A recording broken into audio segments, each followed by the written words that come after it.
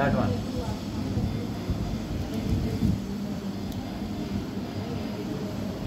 So huge big spleen.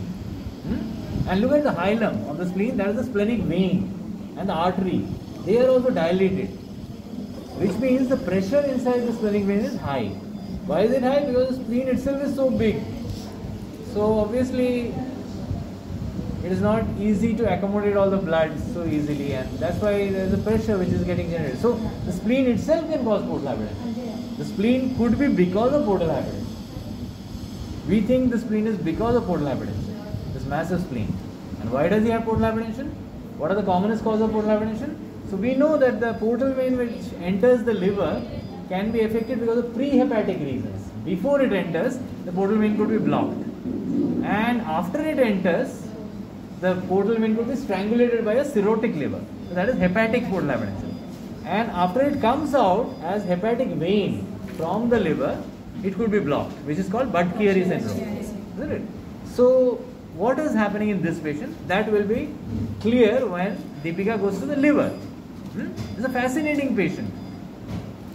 And a very, very common situation in India, and pathetically, nobody still knows why this happens. And all kinds of things are done only for... Yeah, you have to see the liver. Okay, now let me take over the liver.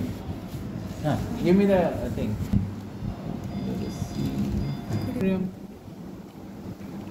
Nice liver. And if you want to see the gallbladder, you can come here.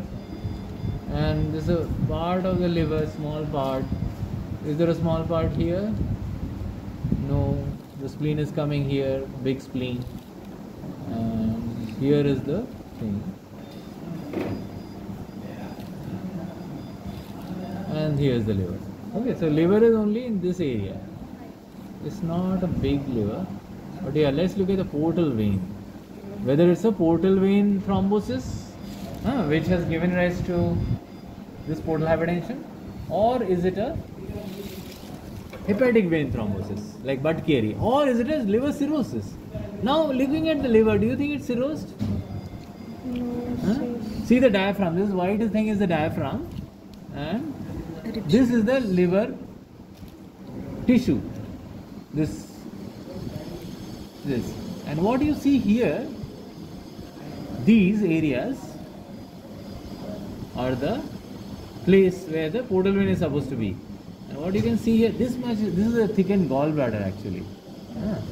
And very thickened gallbladder, it is not dilated probably. Let us see. And see, here is supposed to be the portal vein, but what you are seeing here is a multiple veins coming in. Now see, can you see that? Multiple veins? This is called a cavernoma. So where there used to be one portal vein, now there are multiple channels and caverns.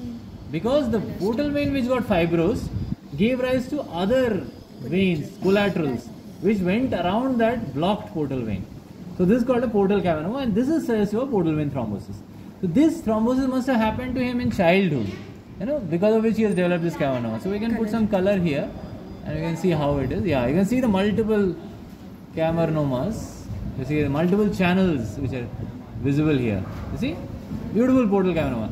So Dr. Satvika is going to report this case in BMJ, and she will go into the detail of how this patient developed this portal cavernoma. And for her first case of her research career, she will start with this. And then she will find out that 17-year-old Tushara's patient. She will go to their home on a Sunday and find out. And then she will visit so many other patients we have had. In the last 6 years, I have seen so many portal hypertension patients here, whom our PGs have reported here and there, but we have to find out where is the problem. Why is it happening? So this is called community medicine, isn't it? Which you are studying now. And that's why we are choosing you all to do it. Because medicine PGs are doing individual medicine, which is, they can at the most report him, that's all. But they can't go all the way out to do research, isn't it? They are supposed to do a little bit of research, but that is like very small.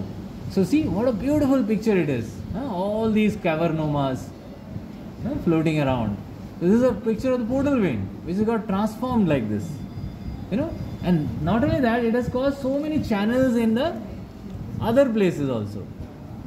You see, what is this big artery which is turning like this?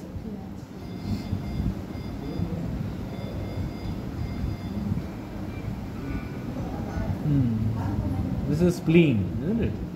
So see, this is the splenic vein and vessels. See, the splenic area is also like this, turned into a cavernoma like. See, such a dilated splenic vein. These are all features of portal hypertension.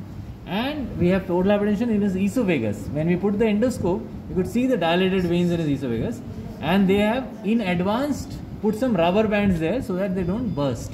This is called prophylactic banding. Yeah. So what is here going on? Yeah, here is also a clump of vessels here. Big clump of vessels. See? This is all a splenic vein, splenic hilum cavernoma. This is all spleen, this entire big spleen. See? Now I am in the spleen. And this is the notch. See the notch is here? That's a notch you can see, big splenic notch. And in the near the splenic notch, you have the splenic hilum, where you can see all these blood vessels. Beautiful case. This is one of the best cases you can ever hope to see in MD and DM gastro. Okay, which Satvika is seeing in her third year. So, yeah. Second year, sir. Second year, yeah. So you see, there is nothing like second year or DM or anything. It's all the same. Because patient is the same.